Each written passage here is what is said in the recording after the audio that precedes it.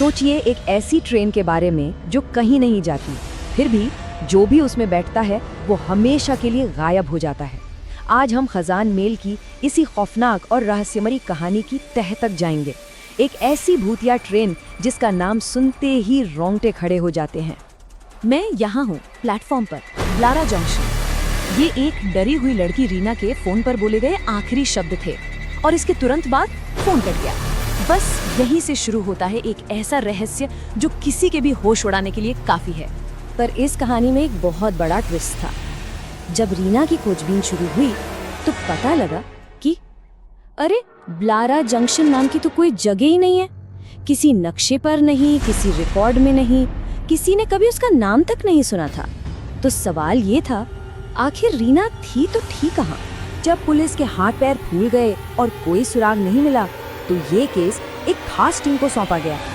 ये वो लोग नहीं थे जो चोर उचक्कों को पकड़ते हैं, नहीं, ये वो लोग थे जो आत्माओं को ढूंढते हैं और उनका पीछा करते हैं। जांच में एक बहुत ही डरावनी बात सामने आई। शहर का जो मेन सेंट्रल स्टेशन था, जो हमेशा भीड़ से भरा रहता है, उसी के अंदर एक दूसरी भूता दुनिया छुपी हुई थी।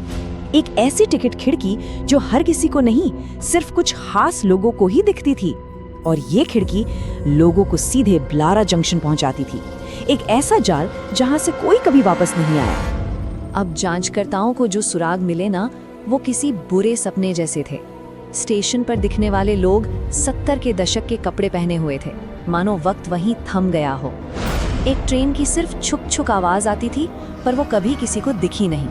और जिसने भी उसे देखने की कोशिश की, वो हमेशा के लिए अंधा हो गया। स्टेशन के एक अंधेरे कोने में उन्हें एक औरत मिली जो फर्श पर कुछ घिस कर साफ कर रही थी।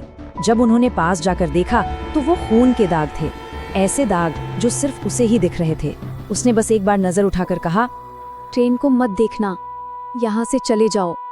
तो सवाल ये था कि आखिर ये सब हो क्यों रहा है? इस सवाल का जवाब आज में नहीं था, बल्कि दशकों पहले हुए एक बहुत ही भयानक हादसे में छिपा हुआ था। ये कहानी शुरू हुई थी 1979 में। कुछ भ्रष्ट अधिकारियों ने सिर्फ बीमा के पैसों के लालच में एक घिनौना खेल खेला। उन्हें अच्छी तरह पता था कि आगे रेलवे का पुल टूटा हुआ है, फिर भी उन्होंने खजान मेल को हरी झंडी दे दी। नतीजा, पूरी की पूरी ट्रेन नदी में जा गिरी और उसमें बैठा हर एक इंसान मारा गया। और उस दिन से लेकर पिछले 30 सालों से उस हादसे में मारे गए लोगों की आत्माएं बदला लेने के लिए वहीं भटक रही थीं। पूरे 30 साल। पर देखिए, ये कोई आम भूत प्रेत की कहानी नहीं थी। इस श्राप के अपने कुछ नियम थे, अपना एक तरीका था। ये एक सोचा समझा बिल्कुल सटीक बदला था। चलिए समझते हैं कि ये काम कैसे करता था। खजान मेल ये सिर्फ एक भूतिया ट्रेन नहीं थी, ये गुस्से और बदले की आग से बनी एक शक्ति थी। इसका सिर्फ और सिर्फ एक ही मकसद था, उन गुनाहगारों को सजा देना जिनकी वजह से वो हादसा हुआ था। और सजा सिर्फ उन्हें नहीं, बल्कि उनके पूरे खानदान को मिलनी थी। इस श्राप का तरीका बड़ा ही सिस्टमैटिक था। सबसे पहले ये उन लोगों के परिवार वालों को निशाना बनाता था जो उस हादसे के गुनहगार थे। फिर सिर्फ उसी इंसान को एक अदृश्य टिकट खिड़की दिखती जहां से उसे मुफ्त का टिकट मिलता, और वो टिकट उसे सीधे ब्लारा जंक्शन पहुंचा देता, जहां से खजान मेल उसे हमेशा हमेशा के लिए अपने साथ ले जाती थी। कहानी अब अपने अंत की तरफ बढ़ रही थी।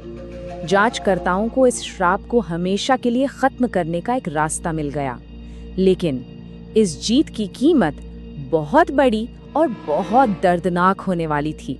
उन्हें एक पुरानी किताब से पता चला कि किसी भी भूतहा चीज को रोकने का सिर्फ एक ही तरीका है, असली दुनिया में उसके रास्ते को ही मिटा दो। मतलब अगर वो पटरी ही न रहे जिस पर ये भूतिया ट्रेन चलती है, तो ट्रेन भी अपने आप खत्म हो जाएगी। और उन्होंने वही किया जो करना जरूरी था। वो उस वीरान जगह पर पहुंचे और पटरियों में आग लगा दी। उनका एक ही मकसद था, उस भूतिया ट्रेन के रास्ते को हमेशा के लिए मिटा देना, ताकि वो फिर कभी लौट कर ना आ सके। उन्होंने ट्रेन को तो रोक दिया, लेकिन ये जीत पूरी नहीं थी। इसमें एक बहुत बड़ा अफसोस छिपा था।